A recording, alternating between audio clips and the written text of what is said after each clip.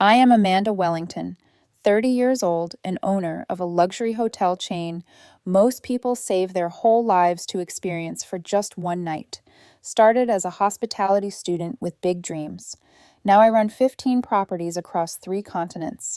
Yet somehow I still found myself seeking approval from parents who never supported my choices.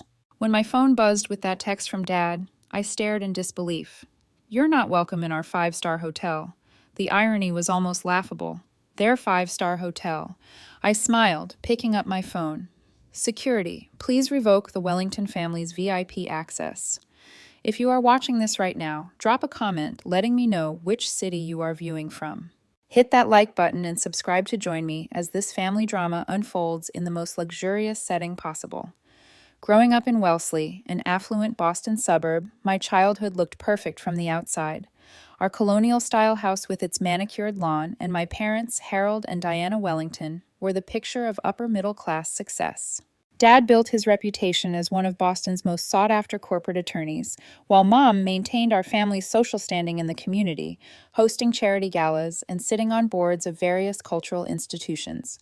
From an early age, I understood that in the Wellington household, status and reputation were everything. Law, medicine, finance. These were the only career paths worthy of consideration. Hospitality. That was, as my father often dismissively put it, a servant's profession. My fascination with hotels began during our family vacations.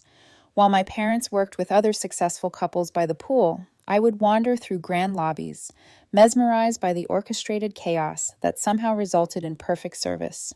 "Amanda, stop bothering the concierge with your questions," Mom would scold, pulling me away. "They're busy working." But I couldn't help myself. I collected hotel brochures, studied room layouts, and took notes about amenities. By 12, I could tell you the difference between a standard turn-down service and the elaborate rituals at 5-star properties. My room at home became an archive of hotel ephemera, key cards, branded pens, even those little shampoo bottles that housekeeping would give me when I asked politely. "This is just a phase," Dad would tell Mom when they thought I couldn't hear. "She will grow out of this nonsense and focus on something substantial." High school brought academic success, straight A's, debate team captain, editor of the school newspaper, but none of it seemed to matter unless it aligned with my parents' vision. When I won a regional essay contest about innovation in the service industry, Dad barely looked up from his legal briefs. "That's nice, honey," he said, "but make sure you are focusing on your political science coursework. That will actually help you in law school." The real battle began during college application season. While my parents dropped not-so-subtle hints about Harvard, Yale, and Columbia law programs, I secretly applied to the top hospitality management schools in the country. The acceptance letter from Cornell's hotel administration program arrived first. I still remember the weight of that envelope in my hands, how my fingers trembled as I opened it. This was my ticket to the future I actually wanted. When I showed my parents, the temperature in our living room dropped 20 degrees.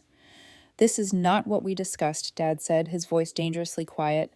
"This is not the path for a Wellington." "It is the path for this Wellington," I replied, surprising even myself with my determination. The ultimatum came swiftly. Study their choice or pay my own way. I chose independence. Through student loans and working 3 part-time jobs, simultaneously front desk at a local hotel, waitressing on weekends, and tutoring wealthy kids in French, I put myself through one of the most prestigious hospitality programs in the world. Contact with my parents dwindled during those 4 years. Birthday calls lasted 5 minutes. Holiday visits became increasingly strained. When I graduated with honors, my parents were noticeably absent. They had chosen to attend my brother Thomas's law school graduation ceremony that happened to fall on the same weekend. "We are sure you understand," Mom said over the phone. "This is such an important milestone for him." The message was clear. His accomplishment mattered more. That day, something shifted inside me. As I sat alone after the ceremony, watching other graduates celebrate with their families, I made a silent promise to myself that one day they would regret underestimating me. Little did I know how prophetic that thought would become, or how much emotional distance would grow between us over the years to come. Armed with my Cornell degree and a determination fueled partly by parental dismissal, I moved to Manhattan and landed my first job as a front desk associate at the Archer, a boutique hotel in Midtown. The starting salary was barely enough to afford a tiny studio apartment in Queens that I shared with two other hospitality graduates. But I was finally in the industry I loved. I worked ridiculous hours, volunteering for overnight shifts, covering for sick colleagues, and studying every aspect of the operation. Sleep became a luxury I rarely afforded myself. When other associates complained about demanding guests, I saw each difficult interaction as an opportunity to prove my problem-solving abilities. 6 months in, a guest had a complete meltdown over a room assignment. As he berated my colleague, I stepped in with a solution that not only calmed him down, but turned him into a loyal patron. What I did not realize was that Catherine Reynolds, the regional director for Pinnacle Hotels, who happened to be in the lobby, witnessed the entire exchange. "You handled that with exceptional grace," she said, approaching the desk after the guest departed. "What is your name?" That chance encounter changed everything. Catherine became my mentor, recognizing something in me that even I had not fully understood yet. She began inviting me to observe management meetings and soliciting my input on guest experience improvements. When a massive booking system failure left the hotel overbooked by 30 rooms during Fashion Week, I stayed up all night calling partner properties and arranging transportation for displaced guests. The next morning, Catherine promoted me to assistant manager. I called my parents, hoping that this first significant promotion might finally earn some recognition. "Assistant manager?" Dad chuckled. "So, you are still playing hotelier. When are you going to get serious about your future, Amanda?" I hung up and cried in the supply closet for 10 minutes. Then I washed my face, reapplied my makeup, and returned to the floor with a smile. Their approval no longer mattered. I told myself it was a lie, but a necessary one. Catherine continued giving me special projects, challenging me beyond my job description. When Pinnacle's Chicago property began struggling with occupancy rates, she suggested I temporarily relocate to help turn it around. "This could make or break your career trajectory," she warned. "The team there is resistant to change, and the market is highly competitive." "When do I start?" I asked without hesitation. My parents predictably thought I was making another mistake. "Jumping from job to job shows instability," Mom lectured during one of our increasingly rare phone calls. "No one wants to hire someone who cannot commit." In Chicago, I developed an innovative marketing campaign targeting young professionals and tech company travelers, redesigned the food and beverage program, and implemented new training protocols for staff. Within 9 months, our occupancy increased by 40%, and revenue per available room shot up to lead the market. The property went from Pinnacle's problem child to its most improved location nationally. This success caught the attention of James Hartford, Pinnacle's CEO, who invited me to participate in the company's fast-track executive program. At 25, I became the youngest participant in the program's history. "When will you get a real career?" Dad asked during Thanksgiving dinner after I shared my news. "Hotel management is fine for now, but you cannot build a substantial future in service." I stopped sharing my professional achievements with them after that night. Over the next 2 years, I rose through Pinnacle's corporate ranks while simultaneously developing my own business philosophy. I kept a secret document on my laptop, a comprehensive business plan for acquiring and revitalizing struggling boutique hotels. Every night, I refined this plan, researching market trends and identifying potential properties that fit my vision. When Catherine introduced me to a group of investors who had been impressed by my work at Pinnacle, I was ready. My presentation was polished from countless practice sessions in front of my bathroom mirror. To my astonishment, they agreed to back my venture. At 27, I signed papers for my first property, a once grand hotel in Providence that had fallen into disrepair and financial trouble. Taking on that level of debt was terrifying. I would wake up at 3 in the morning, heart pounding, wondering if I had made a catastrophic mistake. But during daylight hours, confidence returned. I assembled a small but dedicated team who believed in my vision for what would become the first Wellington Luxury Collection property. The 18 months that followed were the most challenging and rewarding of my life. I worked 17-hour days handling everything from refinancing negotiations to selecting the thread count for the bed linens. When the property reopened after renovations, the response exceeded even my optimistic projections. We reached profitability 3 months earlier than the business plan had estimated. Success bred success. With the Providence property generating positive cash flow and excellent press, securing funding for a second location became easier. A third followed 14 months later.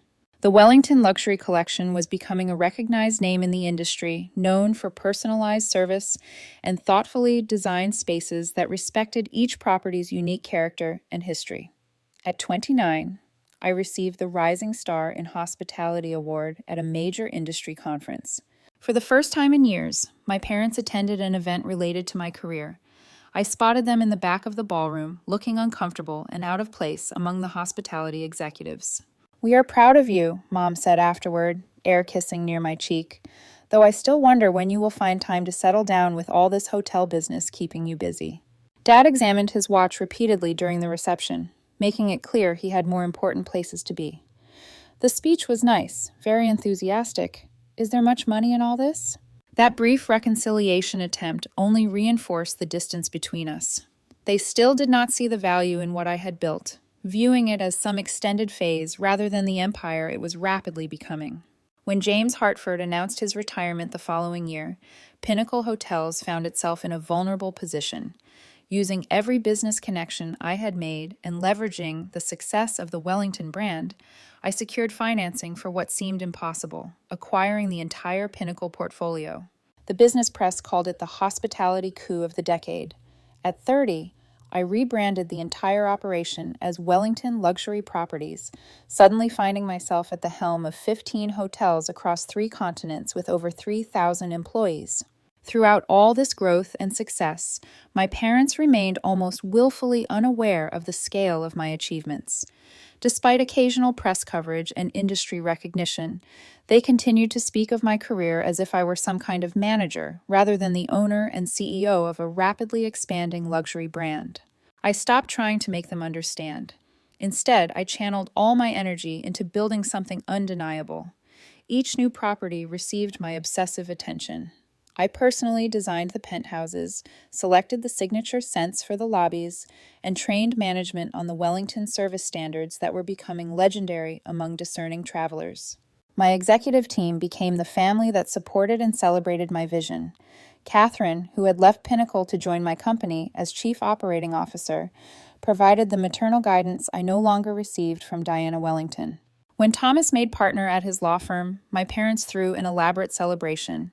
My invitation apparently got lost in the mail. I learned about the event from a cousin's social media post. The hurt was profound, but by then I had become expert at transforming emotional pain into professional drive. I buried myself in work, expanding Wellington's footprint and reputation. Industry accolades poured in, but the personal emptiness remained. The irony wasn't lost on me. I owned properties where families gathered to celebrate special moments together, while my own family relationships withered from neglect and misunderstanding. Walking through my hotels, I would sometimes pause to watch multi-generational families laughing together over dinner, or parents proudly celebrating their children's accomplishments in our event spaces. These moments would trigger a hollow ache in my chest, a reminder of what success could not buy. By my 30th birthday, Wellington Luxury Properties had become synonymous with exceptional experiences for the discerning traveler. Our properties regularly topped world's best lists, and our loyalty program members included celebrities, royalty, and business elite. The Wellington name, once associated only with my father's legal reputation in Boston, now appeared on buildings in New York, San Francisco, London, Singapore, and beyond. I celebrated this milestone birthday alone in my New York penthouse overlooking Central Park from 40 floors up. The view was spectacular, the champagne perfectly chilled, but the achievement felt hollow without anyone who truly understood the journey to share it with. My phone contained congratulatory messages from my executive team, industry colleagues, and even former professors from Cornell, but nothing from my family. I told myself it did not matter. Another necessary lie. The emotional wall between us had grown so high that even basic communication had become performative and empty. Monthly calls lasted barely 5 minutes, focused on weather and surface-level pleasantries. They knew better than to ask about the hotel work, and I knew better than to volunteer information they would only diminish. My brother Thomas called occasionally, usually when he needed hotel recommendations for clients. He seemed genuinely oblivious to the fact that I owned the very properties he was inquiring about. I would listen to him name-drop connections who could get him a good rate at Wellington properties, never revealing that a single call to me would have resulted in a complimentary stay. "The Wellington in Chicago is supposedly excellent," he once said. "Do you know anyone who works there who could help me arrange something special for an important client?" "I might know someone," I replied, fighting back inappropriate laughter. The next day, I had the general manager personally upgrade Thomas's client to the presidential suite and provide VIP treatment throughout their stay. Thomas later bragged about his industry connections during a family dinner I did not attend. This disconnect extended to every aspect of my relationship with my family. They had created a narrative about my life and career that bore little resemblance to reality, and I had stopped trying to correct it. It was easier to be the slightly disappointing daughter who worked in hotels than to repeatedly face their inability to value what I had built. I channeled this hurt into creating the most exceptional hotel experiences possible. If my own family could not see my worth, I would ensure that every guest who entered a Wellington property felt genuinely valued. Our service standards became legendary. Staff members were trained to anticipate needs before guests articulated them, to remember returning guests' preferences without prompting, to solve problems with creativity and grace. The Wellington philosophy centered on making people feel seen and appreciated, precisely what I had always craved from my parents. This approach generated fierce customer loyalty and industry recognition, but the personal emptiness remained. "You have built something extraordinary," Catherine observed during one late-night strategy session. "But when was the last time you did anything just for Amanda the person, not Amanda the CEO?" I had no answer. My identity had become completely entwined with the Wellington brand. Without the constant drive to expand and improve, who was I? The question remained unanswered as I continued building my empire. When our 15th property, a historic building in Boston's Back Bay that I had coveted since my Cornell days, finally opened after an extensive renovation, I should have felt triumphant. Instead, I felt oddly detached during the grand opening gala. Standing on the stage, accepting accolades from the mayor and tourism officials, I scanned the crowd out of habit, still half expecting to see my parents despite not having invited them. Their absence was both a relief and a persistent ache. The Boston property held special significance. It was a homecoming of sorts, a Wellington establishment in the city where I had grown up feeling inadequate.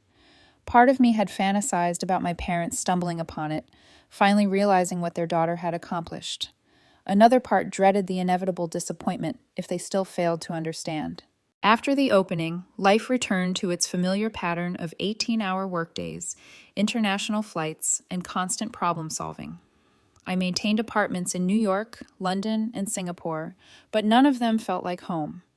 My executive assistant began scheduling personal time in my calendar, blocks that I invariably filled with more work. The news of my sister Jessica's engagement arrived via text message one Tuesday morning as I was reviewing quarterly projections.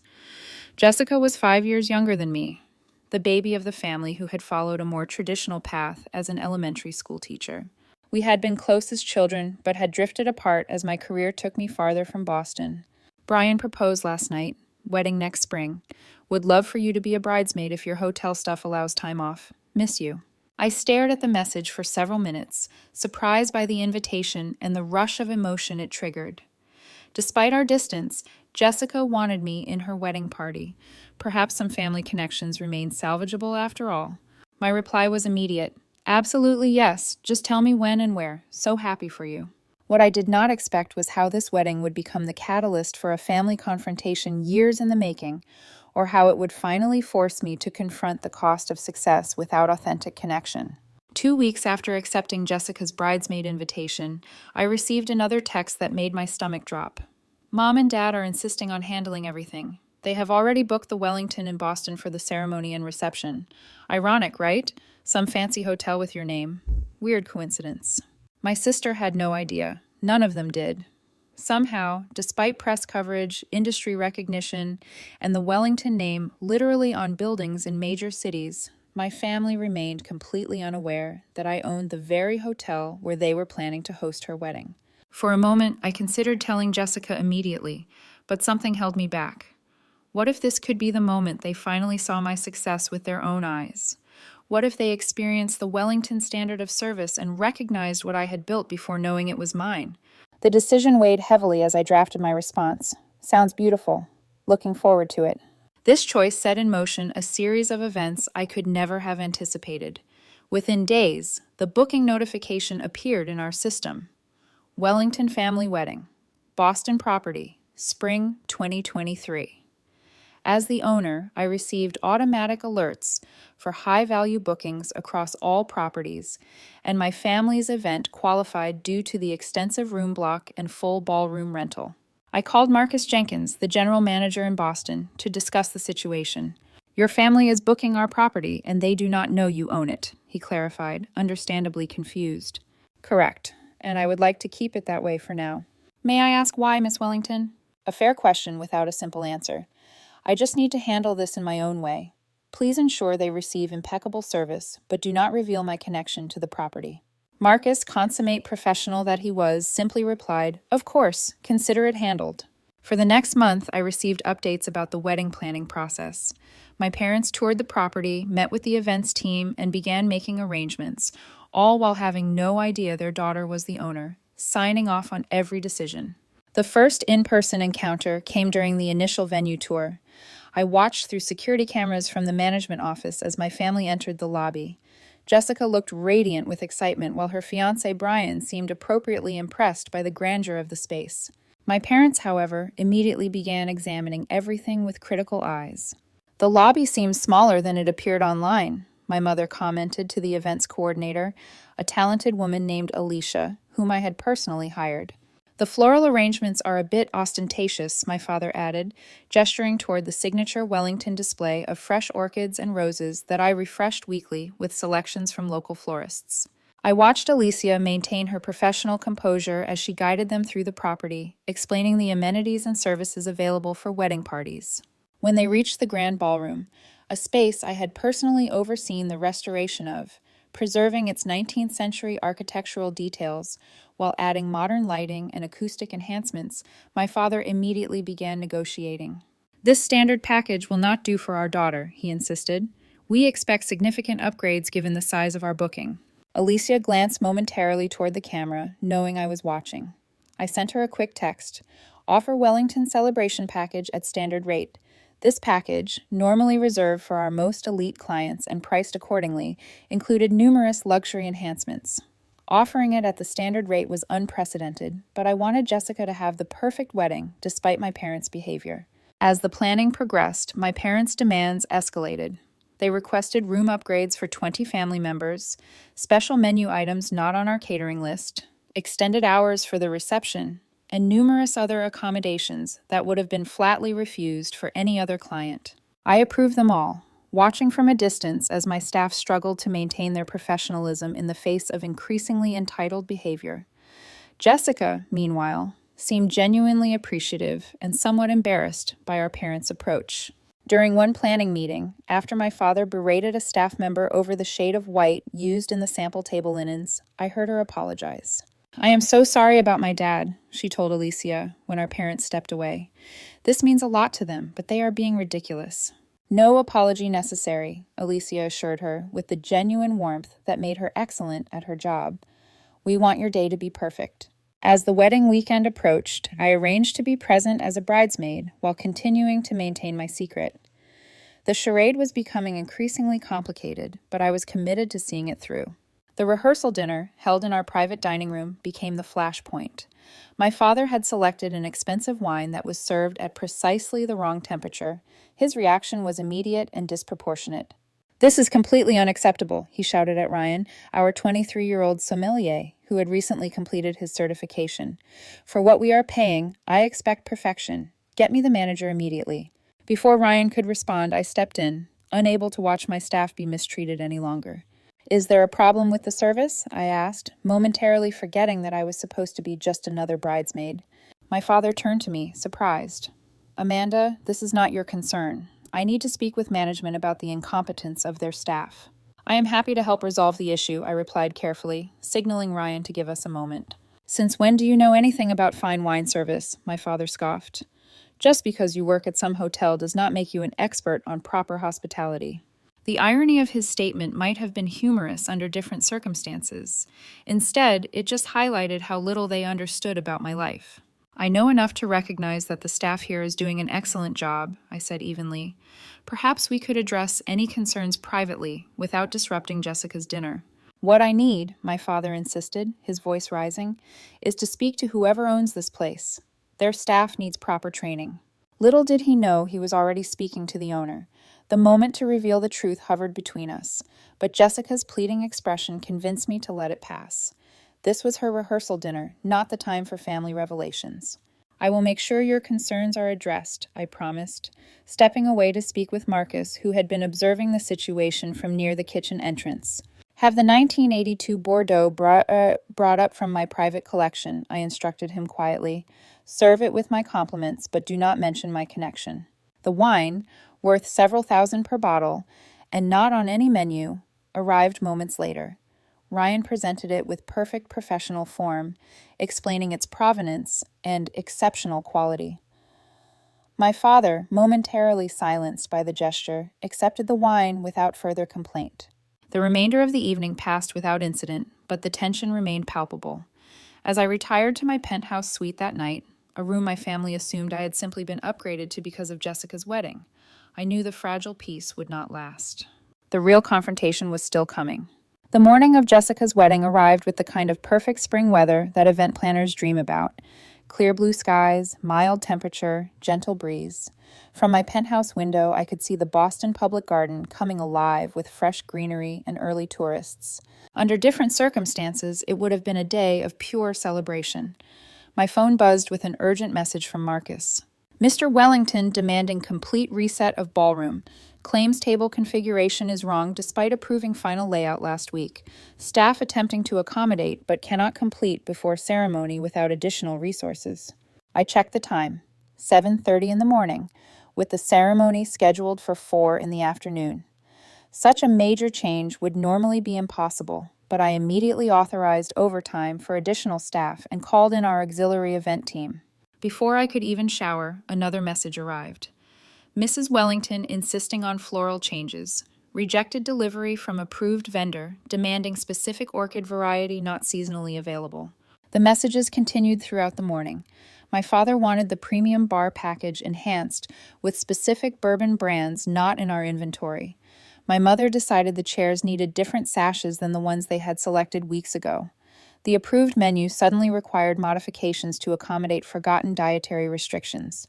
Each demand came with the implicit or explicit threat that they would take their business elsewhere if not accommodated, oblivious to the fact that relocating a 200-person wedding with 8 hours' notice was virtually impossible. By 11:12, Marcus called rather than texted, his normally unflappable demeanor showing clear strain. "Miss Wellington, I apologize, but the situation has become untenable. Your father is now in the ballroom personally directing my staff on moving tables. He told Carmen from our events team that she obviously does not understand proper event layout and should find another profession." Carmen was a 20-year veteran of the industry who had worked for the Ritz-Carlton before I recruited her to Wellington. The thought of my father berating her made something snap inside me. "I am coming down," I said. "Please assemble the executive team in the presidential suite. It is time to address this situation directly." After quickly dressing in one of my signature business suits, rather than the bridesmaid dress hanging in my closet, I texted Jessica. "Need to speak with Mom and Dad urgently regarding wedding arrangements. Can you direct them to the presidential suite? I will explain everything soon." Her confused reply came quickly. "What is going on? They are in the ballroom terrorizing the staff. What do you need to talk to them about?" "Trust me," I wrote back. "This is important." 20 minutes later, my parents arrived at the presidential suite, clearly irritated at being pulled away from their micromanagement of the wedding preparations. Their expression shifted from annoyance to confusion when they found not only me, but also Marcus and 5 other members of the Wellington executive team waiting for them. "Amanda, what is the meaning of this?" my father demanded. "We have a wedding to finalize, and the staff here needs constant supervision to get anything right." I took a deep breath, acutely aware that this moment would permanently alter our family dynamic. "I need to clarify something," I began. The staff you have been berating since you arrived are not just hotel employees. They are my employees. Every person you have spoken to, every service you have demanded, every accommodation you have received, all of it has happened under my authority." My mother's brow furrowed. "What are you talking about? Are you working here now? Is that why you are dressed like that instead of getting ready with the bridesmaids?" "I do not work here," I replied steadily. "I own here. Wellington Luxury Properties is my company. I founded it. I built it. I own all 15 properties across 3 continents, including this one." The silence that followed was absolute. My father's face cycled through disbelief, confusion, and finally a flash of embarrassment, quickly replaced by defensiveness. "That is impossible," he finally said. "You manage hotels. You never mentioned owning anything of this scale." "I stopped mentioning my career achievements when it became clear they did not interest you," I replied. "But yes, this is my company. The Wellington in the name is not a coincidence." My mother sank into one of the suite's plush armchairs. "You own all of this. Since when?" "I founded the company 5 years ago with one property. We acquired Pinnacle Hotels 2 years ago and rebranded as Wellington Luxury Properties. It has been covered extensively in the business press." My father's expression hardened. "So, you have been deceiving us this entire time, letting us book this venue without telling us you owned it. What kind of game are you playing?" The accusation stung despite its absurdity. "Game! You have dismissed my career at every turn. You have treated my staff, some of the most dedicated and professional people in the industry, with contempt. You have made demands that would be rejected outright from any other client, all of which I approved because I wanted Jessica to have a perfect wedding." "This is mortifying," my mother whispered, likely remembering every critical comment she had made about the design elements I had personally selected. At that moment, Jessica and Brian appeared at the suite door, which had remained ajar. "What is going on?" Jessica asked, looking between us with growing alarm. "Why is everyone in here instead of getting ready?" "Your sister has been hiding things from the family," my father began. "That is not fair," I interrupted. "I have never hidden anything. You simply never asked, never showed interest. Do you know how many interviews I have given about building this company? How many industry award ceremonies I have attended alone? Because my own family could not be bothered to show up." Jessica's eyes widened. "Wait, you own this hotel? The Wellington is your company? Why did you never say anything?" "Would it have mattered?" I asked softly. "When has anything I have accomplished ever been enough?" My father dismissed this with a wave. "This is hardly the time for your theatrics, Amanda. We have a wedding to finish arranging. And now we discover our own daughter has been watching us like some kind of spy in her hotel." 3,000 employees, I said, my voice rising despite my efforts to remain calm. 15 properties, a company valued at $1.2 billion. I built all of this while you were telling everyone I had a cute little job in hotel management. The numbers finally seemed to penetrate. My father fell silent, actually taking in the information for the first time. After a long pause, he asked, "Why did you not tell us the company had grown to this extent? As family, we should have been informed about such developments." His question missed the point so dramatically that I almost laughed. "Informed as family? When exactly have you treated me as family, Dad? Was it when you refused to help with college because I chose hospitality instead of law? Or when you skipped my graduation? Or maybe when you forgot to invite me to Thomas's partner celebration?" "We have always supported you," my mother protested weakly. "No," I replied firmly. "You have always tolerated me. There is a difference." Jessica moved to my side, taking my hand. "Amanda, I had no idea about any of this. Why did you keep it from me too?" "It was easier than constantly explaining why our parents could not acknowledge my success," I admitted. "I am sorry for not telling you." My father, rather than processing the emotional significance of the moment, shifted immediately to practical considerations. "Well, now that we know about this connection, I assume the family will receive appropriate discounts for future stays. We have been paying full price all this time when we could have been getting family rates." That question, so perfectly encapsulating his inability to see beyond himself, was the final straw. "This is what you take from this moment?" I asked incredulously. "Not pride in what your daughter has built, not regret for how you have treated her staff, just concern about whether you have been getting the best possible price?"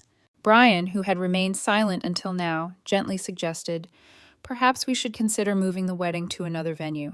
This seems like a complicated situation, and we do not want family tension to overshadow the day." My father seized on this immediately. "Yes, that might be best. We would not want to impose on Amanda's business." His tone made the statement an insult rather than a consideration. "The contract has been signed," I pointed out. "Everything is prepared. Moving now would be logistically impossible." "Then we will simply proceed as clients rather than family," my father declared coldly, "since that appears to be how you prefer to arrange matters."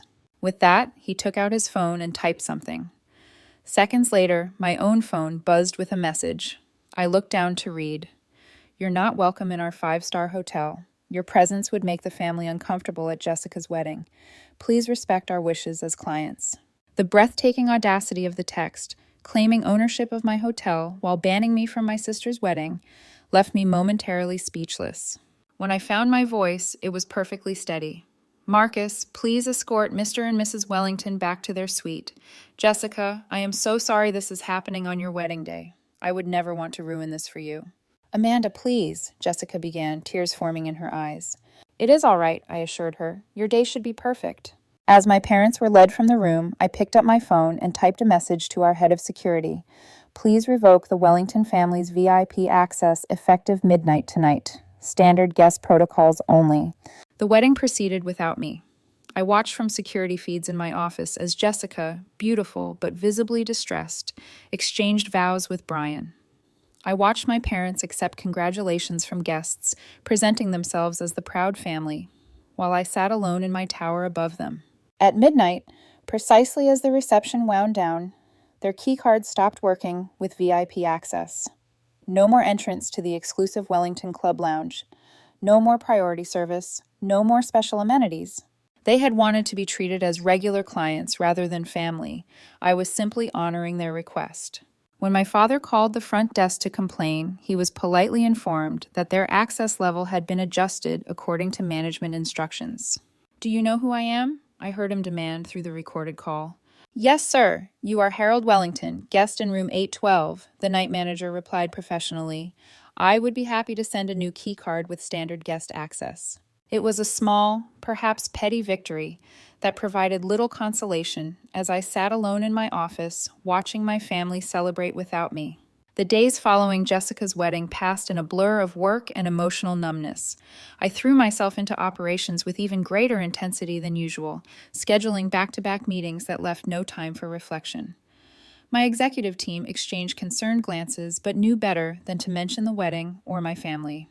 Industry blogs and social media had picked up fragments of the Wellington family drama. Speculation ran wild, with some outlets suggesting internal company conflict and others reporting a hostile takeover attempt by relatives. Our PR team worked overtime to minimize the damage, but the gossip persisted. A week after the wedding, I retreated to my New York penthouse, claiming a rare weekend off. In reality, I could no longer maintain the facade of being unaffected. The emotional wall I had built over years had cracked, and everything was pouring through. Catherine arrived unannounced Saturday morning, using the emergency access code I had given her years ago. "You are not answering calls or emails," she said, finding me still in pajamas at 11 o'clock in the morning, surrounded by takeout containers and spreadsheets. "The team is worried." "I am fine," I insisted automatically, just catching up on quarterly projections. Catherine, who had known me since I was a front desk associate handling irate guests with perfect composure, simply raised an eyebrow. "Amanda, I have watched you build an empire by transforming pain into ambition, but eventually the pain needs to be addressed directly." "What would you suggest?" I asked, aiming for sarcasm, but hearing the vulnerability in my voice instead. "Family therapy. Somehow I do not think the Wellingtons are candidates for group healing." Catherine sat beside me on the sofa, gently closing my laptop. "This has never been about them. This is about you, what you need, what you have been seeking through all this success." "I built this company because I believe in exceptional hospitality," I protested. "You built this company to prove your worth to people who were never going to see it," she countered gently. "And in the process, you created something extraordinary. But the hole inside does not get filled with more properties or higher profit margins." The truth of her words broke something open inside me.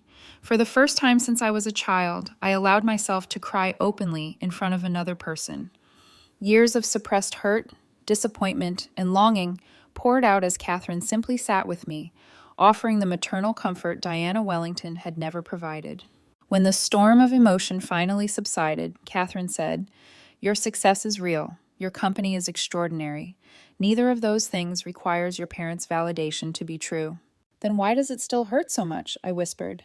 Because you are human, she replied simply, and it is time you allowed yourself to be. That conversation marked the beginning of a different kind of journey. The next day, I made 2 calls. One to a highly recommended therapist specializing in family trauma, and another to Jessica. My sister answered immediately. Amanda, I have been trying to reach you for days. Are you okay? Not really, I admitted, the honesty feeling foreign but necessary. But I am working on it. How was the honeymoon?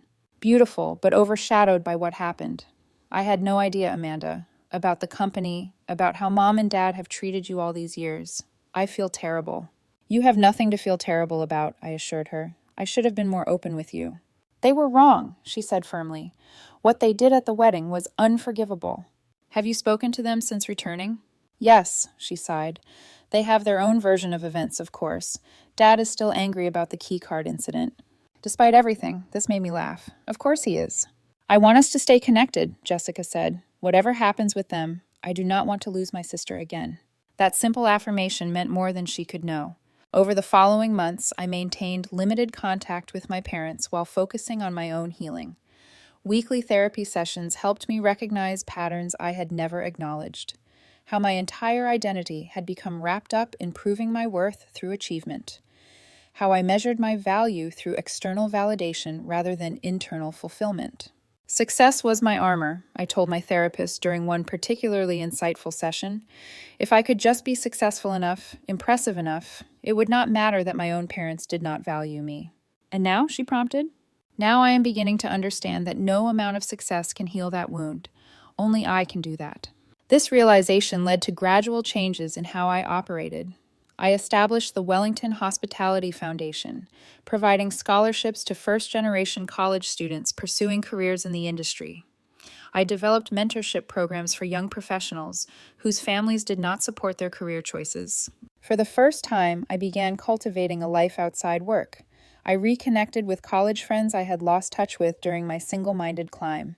I accepted a dinner invitation from Sebastian, an architect who had designed our Singapore property, and was surprised to find myself enjoying his company without mentally drafting emails throughout the meal. You seem different, he observed over dessert. More present. I am trying to be, I admitted. My executive team noticed the changes too. Meetings became more collaborative rather than directive. I began taking actual weekends off and encouraged my staff to maintain healthier work-life boundaries as well. 6 months after the wedding incident, I received an unexpected email from my mother. The subject line simply read, "Saw this," with a link to a Wall Street Journal profile of me and the Wellington brand. The article detailed the company's growth, innovative approach to hospitality, and my personal journey from front desk associate to industry leader. The body of the email contained just one line. We had no idea it was this significant. After considerable thought, I replied, "There is a lot we do not know about each other. Perhaps that could change." This tentative exchange opened a channel of communication, though progress remained slow and fragile. My father predictably found direct acknowledgement more difficult. His first email focused on tax strategies for my hotel business, rather than any personal reconnection. After consulting with my therapist, I suggested meeting on neutral ground, not at any Wellington property, for coffee. The first encounter was painfully awkward, with my father discussing the stock market and my mother making nervous observations about the cafe's decor. "I did not come here to talk about interest rates," I finally said. "I came to begin rebuilding a relationship, if that is something you both want." My father shifted uncomfortably. "We have always wanted a relationship with you, Amanda. You were the one who became distant." Rather than arguing about the past, a pointless exercise my therapy had helped me recognize, I focused on the present. "I am here now, trying to connect. Can we start from this point forward?" My mother reached across the table to take my hand, the first genuine physical contact between us in years. "We would like that very much." My father nodded stiffly, the closest to an emotional acknowledgement he could manage. It was a small beginning, but a beginning nonetheless. Jessica served as a bridge during this tentative reconciliation, arranging family dinners, where the conversation gradually became less superficial. My parents still struggled to fully comprehend the magnitude of what I had built, but they were making efforts to learn. Thomas says your Boston property is considered the best in the city, my father mentioned during one dinner, his version of a compliment. Thank you, I replied, accepting the awkward praise for what it was, a step toward recognition. I continued building both my company and my sense of self beyond professional achievement. Sebastian and I developed a relationship based on mutual respect and shared values. My friendship circle expanded beyond industry contacts. For the first time in my adult life, I began to experience success as one component of a fulfilling life rather than its sole defining feature. 1 year after the wedding confrontation, I stood on the balcony of our newest property in Paris, watching the Eiffel Tower lights shimmer against the evening sky. Wellington, Paris had been a particularly challenging project, navigating French bureaucracy, preserving historical elements while modernizing systems, recruiting staff who embodied both Parisian sophistication and Wellington warmth. Yet for the first time, I had approached a property opening with a sense of balance.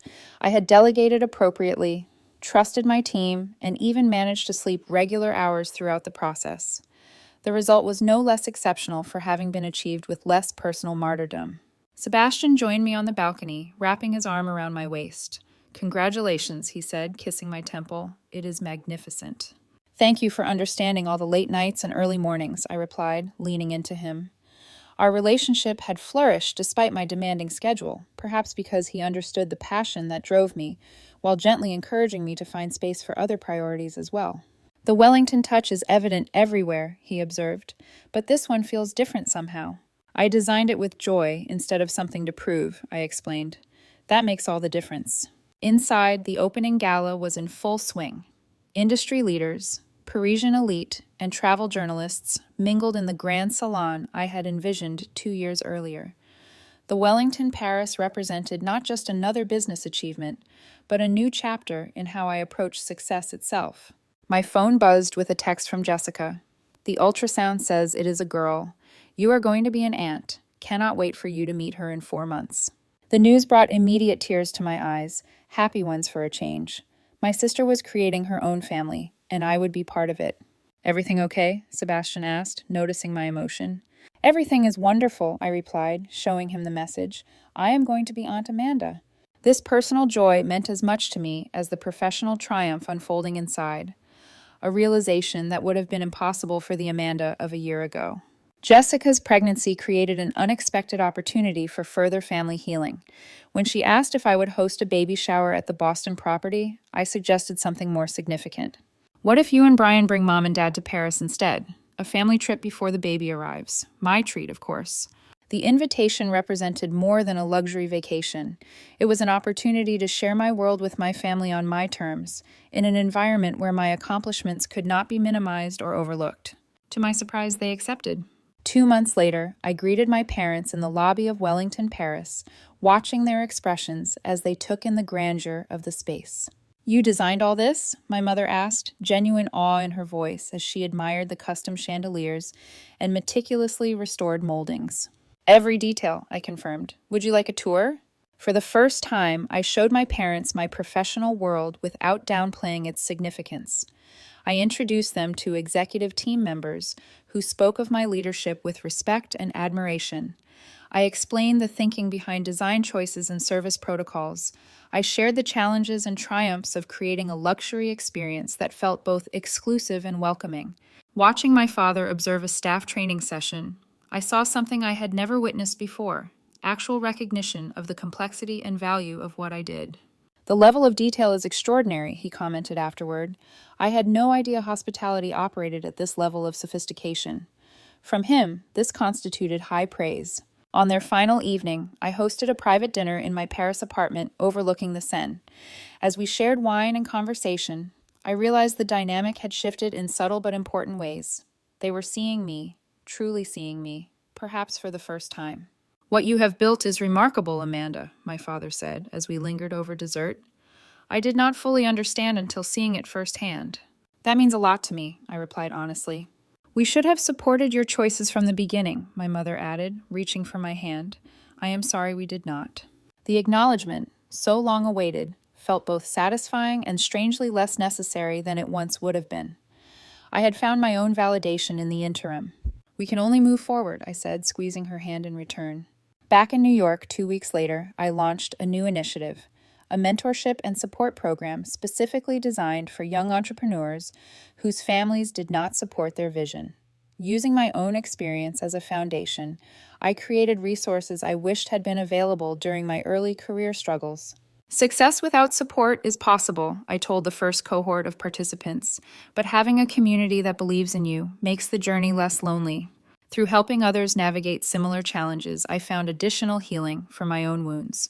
Each young person who flourished despite family skepticism reinforced the lesson I had learned through such difficulty. External validation is never a substitute for believing in yourself. 3 months later, I hosted a major industry conference at our Boston property, the site of the previous year's painful confrontation.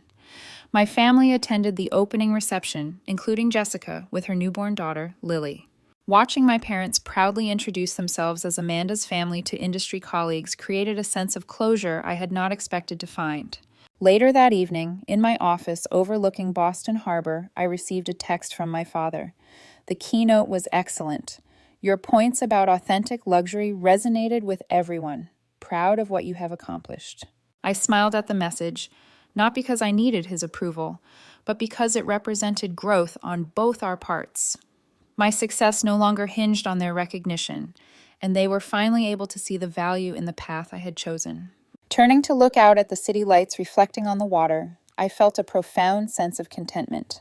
The journey had been far from easy, but it had led me to a place of genuine peace, success defined on my own terms, relationships based on authentic connection rather than obligation, and the freedom that comes from writing your own story instead of conforming to someone else's expectations.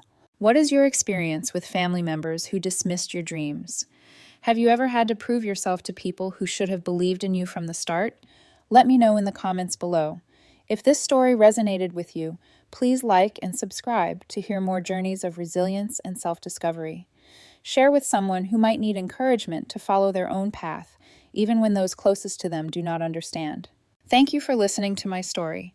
Remember, sometimes the greatest triumph is not proving others wrong, but discovering you no longer need their approval to know your own worth.